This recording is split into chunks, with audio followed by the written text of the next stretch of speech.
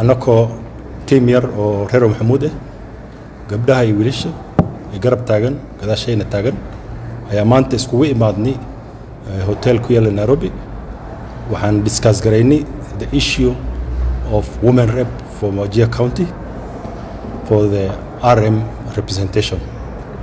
sida ogtihiin waxaan go'aansanay cid reer Maxamuud inay gabar RM candidate women rep ay u taagan tahay ayaan go'aansanay. So I'm here waxaan u joogaa inaan akhriyo resolutions ki aan gaarnay 6 resolutions baan gaarnay. resolution ugu horeeyay inaas yahay kulligayn ku nala jira iyo kuwa nala jiranba waxaan isku raacnay inaan gabar reer Maxamuud ay u taagan tahay oo ina dabadda aadays.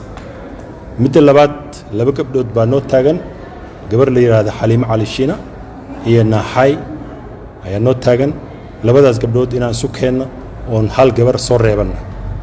mid kale we have resolved that party nominations nin walba party-gu ku jiro in safartan gabdhaheena and priority siino both Senate and MP and MCA.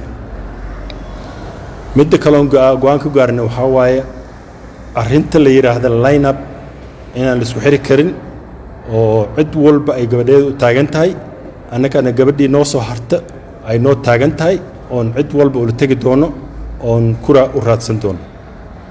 mid shanaad waxa gabadhan support baa loo baahan yahay waxaan ku heshiinay inaan technical team aan form gareyno for resource mobilization sidii gabadhii noo soo baxda garab lagu siin lahay.